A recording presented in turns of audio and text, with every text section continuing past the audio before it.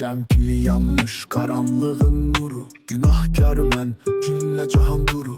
Əqlim geri, bəşəriyyətin şuuru. Haqqı danışsam çarmıqlara vurun. Axar sandım boş qəlbdən qanım.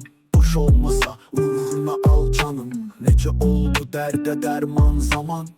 Saniyə ox dəqiqələr kaman. Tox yer qanundur, acılar baxar. Zaman tanımaz, səni məni axar. Yox səbri qərar, yavaş yavaş daşır. Kiçik təpə, uca dağlar aşır. Vəfa bilməz, çıxmaz ağızdan aman. Əcəl qapı çalamaz, vaxt olmuş tamam. Dodaq açılmaz, möhürlənib qanla.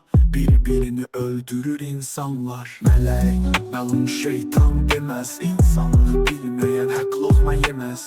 Dost açırsa öz dostuna ateş. Kül eylər səni əlbət ateş.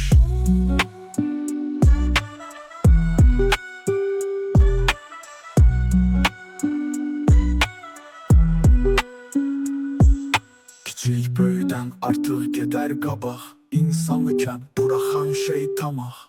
Pul edirsə indi dostu düşmən. Dostum yox, yəni heç vaxt düşmən. Sürgün qədəri şair əziyyət çəkib, amma sülhün toxumlarını əkib. İmansıza iman verən puldu.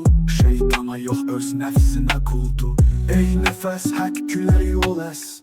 Ey Tanrı, haqsız nəfəsi kəs. Qalmazsa ata oğluna inan. Olmuşa oğul atasına ilan. Dövü cahana qanun etdiyin kəlam. Cümlə haqq əhli üçün salam.